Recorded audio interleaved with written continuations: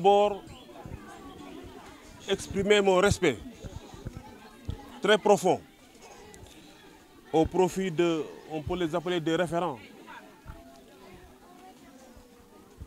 ou en tout cas des références, ici. Parce que quand on les cite, ça veut dire que c'est des personnes qui ont certainement rendu service à la communauté. Vous avez parlé de Simon Lazare. Je ne l'ai pas revu. Ah voilà, j'ai levé. Vous avez parlé de Youssouf Le Gros. Où est-ce qu'il est? Ah voilà. Mais qui sait se rendre petit par modestie et surtout pour rendre service. Merci à vous deux. Mais merci aussi à tous ceux qui n'ont pas été cités, mais qui font peut-être le même travail. Mais vous avez eu la chance d'être cités. Vous représentez tous les autres. Je pense que cela doit inspirer tout un chacun d'entre nous. Nit ki fu mu nekk na fa fexe doon fa modèle. Modèle ci lu baax nag. ñii def lu baax moo tax ñu cité leen tey. Et c'est extrêmement important.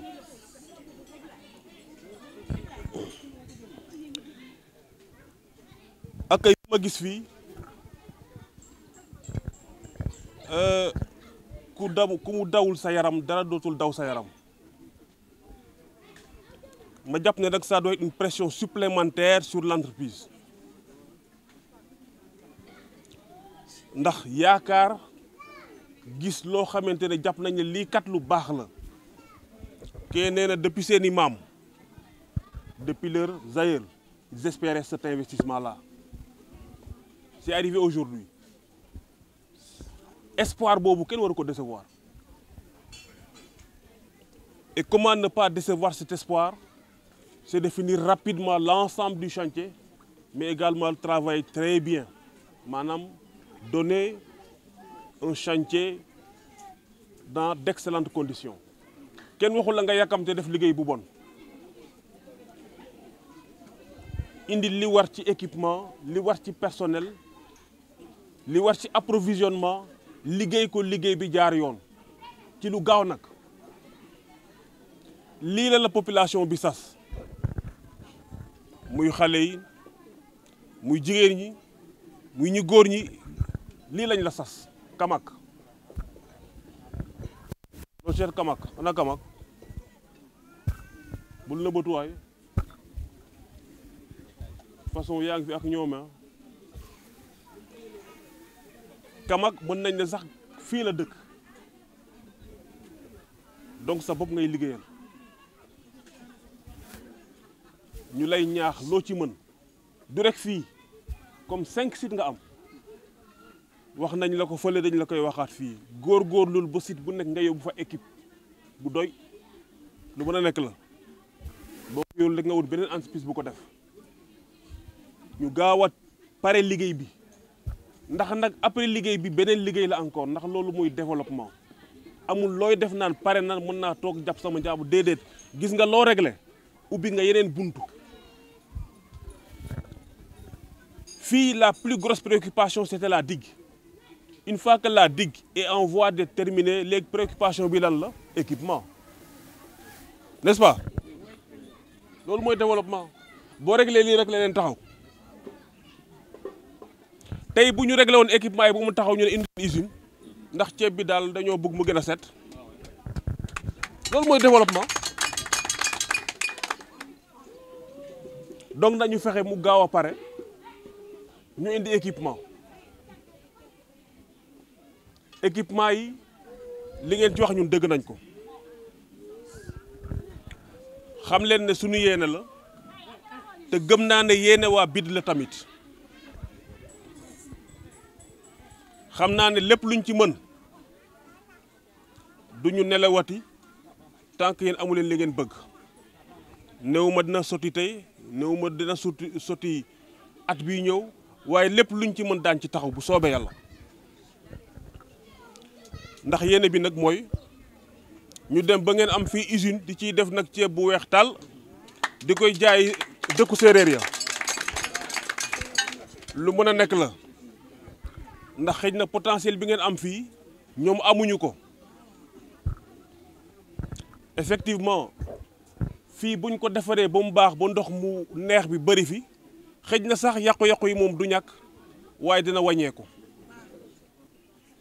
mais tant que bëriwul ngeen di xëccoo xorom si ak nag yi c'est clair que yàqu-yàqu yi day gën a bëri waaye fii yëpp bés buñ ko defaree ba fii foo gis fii yëpp vert dal di verte rek bon nag bi bu ñemee fii beneen nag ñam fële du neex ci xol nag waaye daal xam naa ne dañuy partager les risques comme on dit li jafe nag actuellement monsieur le maire wax na ko problème divagation des animaux du yéen rek Sénégal gépp la foo mën di dem Sénégal dañ ko fay coow léegi nag comme suñu ministre le ministre Mabouba Diagne waaye moom def ñoo sas nañu fexe ba lépp lu nekk autour du barrage d'Afignam nañu fexe ba ñuy béy noor ak i nawet te ci la ñu nekk nii waaye moom def di góor bu am ñaari soxna béykat yi ak soxna nappkat yi nu mu tudd di sàmmkat yi te jubóowuñu deux épouses qui ne sont pas d'accord les producteurs et les éleveurs loolooy problème bi ñu am nag moo tax suñuy discussion sax ca biir ministère ba bu ñu waxee ma ne lépp lu ma defar yéen a koy yàq mu ne non du ñun de ñu tuuti rek lañ ciy ñëw donc véritablement li ngeen wax nii ñun sax dañ koy wax fi ci biir suñu ministère ndax léegi ay collègues lañu ñooy bokk di réunion mais gëm naa ne lépp lu ñu mën ñoom dañ ko def moom bañ na ko ba ci biir cabinet wut na cellule sax buy toppatoo affaire yooyu mais nag loo xamante ne aussi dafa yombul a régler ndax souvent borom nag yi ñooy borom tool yi wala boog borom nag yi seeni mbokk ñoo moom tool yi dafa neexul a régler moo tax dañuy préférer toujours ay solutions locales mairie je sais que ak collectif ak nu mu tuddati les sous-préfets lépp lu ñu mën aussi ñu ngi koy jéem mais il faut que population yi aussi jàppale leen. fi may jeexale mooy gërëmaat leen bu baax a baax a baax accueil bi véritablement kontaan nañ ci bu baax xam naa ne ça pèse davantage sur nous ndax mooy yàkkamti lii pare production bi gën a yokku mooy yàkkamte lii pare ngeen am ci équipement mooy yàkkamte lii pare ngeen jublu ci leneen dëgg nañ ko xam naa ne sama ñii ñu ngi may naan soxla yi ñu fi wax yëpp foog nga fexe wut beneen phase pour ñu mën cee jàpp ñoom par nañ nee na jàpp ci may sa sax wax na ko léegi nii loolu nag nañ ci sant yàlla te daal jàpp ne buñ fi ñëwaatee xëj na entreprise bi dana gën a góorgóorlu en tout cas jël na ay engagement ferme que ne dana góorgóorlu ba fi lekk ñaari ay bés muy 2 semaines dana war a avancer bu baax a baax gëm nañ ne buñ fi dellu si waatee daal dana gën a avancer lii daal laa leen bëggoon wax ci mission de supervision bi c'était normal nag ñoom ñu ñëw seet si peut-être que dañ fi ñëwaat peut-être dañuy xaar ba ci inauguration bi ñu ñëw seet liñ fiy def mais en tout cas ñoom kontaan nañu ci liñ fi gis boo gisee Maysa li mu waxee rek c'est pour gën a ñaax entreprise bi loolu rek la da koy gën a ñaax rek pour mu. C'est le site pour lequel il n'y a pas beaucoup d'avancées. Donc je voudrais déjà féliciter, remercier déjà l'organisation pour vraiment cette belle organisation et cette belle prestation. Donc merci pour ça. Mais n'empêche, je reste sur ma faim. Donc cela voudrait dire que vraiment j'invite l'entreprise par rapport à ce qu'on a vu ici, cette prestation. Cela dénote le contentement des bénéficiaires. Donc, je charge l'entreprise à mettre les bouchées doubles. je ne vais pas revenir ici pour trouver cette digue qui n'est pas réalisée avec les autres infrastructures. Parce que quand même, ce n'est pas intéressant depuis presque le démarrage des activités du chantier. On reste toujours à ce stade-là. Donc en tout cas, je recommande à l'entreprise, en rapport avec le chef d'antenne, de prendre les dispositions nécessaires sous la supervision du coordonnateur pour nous finir comment on appelle ça, ce site le plus rapidement possible. Donc en tout cas, je me sens très réjoui parce que quand même, comme vous le savez, la Casamance, c'est une priorité au niveau de l'État, mais aussi de la BID. Parce qu'il y a d'autres projets quand même dans le cadre vraiment des interventions de la BID pour que la Casamance puisse avoir un développement agricole très apprécié avec les rendements escomptés. Seule la Casamance, j'ai l'habitude de le dire, seule la Casamance peut nourrir le Sénégal. Donc je pense qu'il s'agit seulement de pouvoir y croire. En tout cas, ce projet est en train, n'est-ce pas, de tout faire, tout de son mieux pour pouvoir avoir, n'est-ce pas, une bonne production risicole. Mais nous avons bien entendu les doléances. Inch'Allah, nous ferons, dans la mesure du possible, ce que la banque peut faire. Comme je l'ai dit tout à l'heure ici, la banque islamique de développement, c'est votre banque. Donc, le Sénégal fait partie aussi, n'est-ce pas, des bons élèves au niveau de la banque, de par le financement que nous faisons. Donc, tout ce qui concerne l'accompagnement en termes de mécanisation, de tracteurs, on a entendu, c'est la même chanson, par là où on est passé. En tout cas, je ne veux pas m'engager ici, mais je sais que nous, on est prêts, s'il y a une requête dans ce sens pour une deuxième phase, pour consolider ce qui est là, parce que d'abord, il faut avoir, n'est-ce pas, la base productive, la terre, et voir effectivement quel est le résultat. À ce moment-là, quand le pays nous saisit pour une éventuelle deuxième phase, je pense que nous, à notre niveau, en tant que chargé de projet, on pourra avoir des arguments solides pour pouvoir convaincre le management de la banque pour un projet, n'est-ce pas, de consolidation du PDCVR.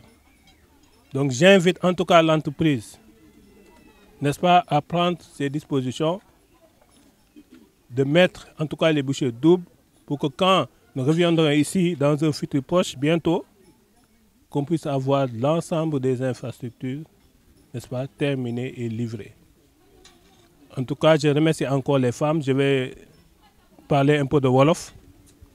maa ngi gërëm jigéen ñëpp maa ngi gërëm tamit ñu fi nekk ñëpp di nuyu imam di leen wax ne ñun mbégte rek la ñu am parce que boo gisee nu bàyyi suñu bureau yi ñëw def ay fan ci àll bi ñëw fii c'est parce que projet bii nga xam ne moom la ñu financé dañoo bëgg a xool ñun li ñuy dégg ak li ñuy gis ci kayit nan la demee ci terrain bi moom moo tax ma ànd ak Clément Ila bi nga xam ne moom mooy chef principal du projet bi man ma nekk secondam pour ñu ñëw ñu xool liggéey bi nga xam ne moom lañ fiy def comme ni ma ko waxee ci français léegi fi ñu jaar yëpp wax dëgg yàlla fii li ma fi gis man mii neexul sama xol parce que moment bi ñu commencé ak léegi waroon nañ pare lii yëpp ba nekk ci yeneen infrastructure kon nag maa ngi sas en rapport ak lii ma gis fii parce que lii nii contentement la xam nga boo ñëwee fenn yow defal ñu la teraanga fii nii kon yow ça veut dire que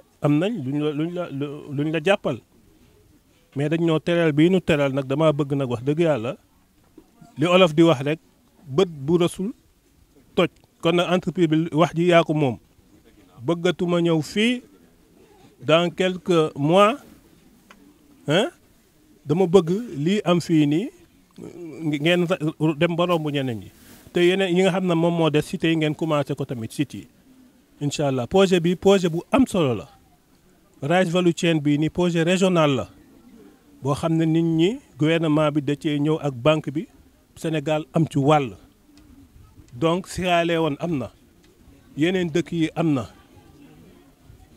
Mali ak Gambie am na comme ñoom waruñu dem ci kanam ñun ñuy Sénégal bu ñu waxee ne Sénégal nekk ci ginnaaw kon nag maa ngi leen di sas coordonnateur bi tamit xam naa ne mi ngi def liggéey bu mucc ayib waaye gën kaa góorgóorlu ba fu ñu joñee Gambie rek man mii di Sénégal bi rek man tamit mën a wax ne ah lii def nañ ko fi tamit loolu laa amoon lu may wax di leen di gërëm di leen di sant di ñaan yàlla bàyyi ñu ak suñu bakkan incha allah ba bañ fi ñëwaatee ànd ak moom mii ñu mën a gis lii parce que mbayu ceeb dafa am solo waaw mbayu ceeb dafa am solo boo xoolee la SAED di def fële ne au nord ci contribution ni ñu koy waxatee production nationale boo xoolee SODAG yi li muy def yi nga xam ne 3000 hectares yi bariwul mais niñ ci mën dinañ ci jàpp kon nag Casamance rek war naa mën a yokku contribution li nga xam ne ci wàllu ceeb moom la ñuy bay vallée àll yi nii wax naa ko Tenkoori sànq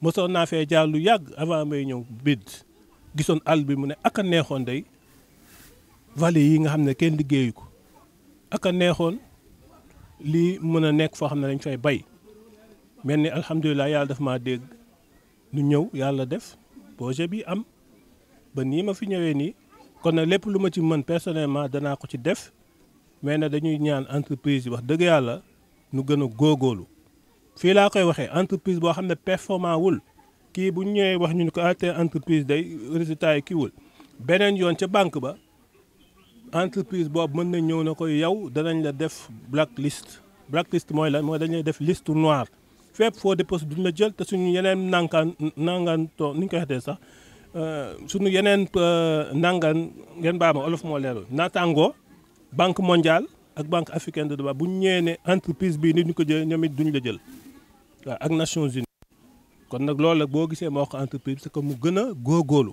gisuma fi directeur bi mais lii ma lay wax ni responsable fii directeur technique na nga ko wax sa directeur waaw ne banque bi tey moo ñëwoon xool li ñu sant kii projet bi pour xool ndegam ñu ngi ci mais li ma gis fii nii nag moom dëgg yàlla gis nañu retard waaw loolu laa moom lu may wax di gërëm ñëpp di sant ñëpp di sant jigéen ñi xam ne jigéen ñi tamit na ngeen góorgóorlu parce que projet bi am na lii de financement islamique waaw dinañ jël mesure ma assuré wu ak le chargé principal du projet ne que jigéen ñi nañ ci am seen wàll waaw 50% loolu moom lu ma ci mën dinaa ko def bii ñu eggee fi mu ne nii rek ci hôtel bi dinañ jéem a def tout di pour bu indee demande décaissement bi ñu mën a décaisser le plus rapidement possible waaw loolu moom dinañ ci taxaw jigéen ñi pour ngeen gis seen bopp ci projet bi waaw te li ma leen di ñaan rek mooy bu ñu demee nag ba ñu jox leen koppar gi nag ngeen di liggéey bu fay wala jotee nag da ngeen di fay waaw loolu moom bu ko defaatee beneen yoon bu amaatee ñu mën leen a sawara jox xaalis te infrastructure yàlla tamit bu demee dem ba pare da ngeen ci góorgóorlu en rapport ak mairie pour ñu jàpp infrastructure de telle sorte que maintenance beeg yooyu yëpp mu jaar yoon parce que bëgguñu financer benn affaire nu delluwaat ñëwaat nu ne projet ba dem na ñu ñëw fekk yëpp yàqu loolu baaxul loolu day tax bailleur yi moom sax du am yéene ñëw financé waat boobaa day ñëw ne Sénégal day comme loo fi def fi mu ne nii rawatina Casamance exemple laay jox waxuma noonu la mel loo fi def rek boo ñëwaatee da ngay fekk mu yàqu kon balaa caa nu jël xaalis bi parce que ñu yóbbu ko beneen dëkk te balaa ngaa ñëw ni ñu koy waxee balaa ngaa ñëw laax jaay da ngay laax lekk balaa ngaa jël xaalis bi ni koy jéggaan yeneen dëkk dañ koy bëgg mu ñëw suñu dëkk waaw loolu laa moom li may wax maa ngi sant ñëpp di gërëm ñeek salaamaaleykum. kii bi jeunesse bi parce que jeunesse bi mu ngi bàyyi seen loxo ñu ngi uti dem bitim réew te bitim réew bi mu ngi fii ñu bañ a dem bitim réew di dem uti li ñuy war a am fii moom la ñu war a am bitim réew donc nañu ñaan jeunesse bi ñu toog ñi def fii seen kattan ñu yokk fii seen loxo pour ñu mun a réussir peut-être ni ñu war a def fii ci kii bi vallée de Diagoubel ñu mun ko évacuer au niveau des Ziguinchor ñu mun ko def la commercialisation loolu laa leen ñaan di leen remercier beaucoup.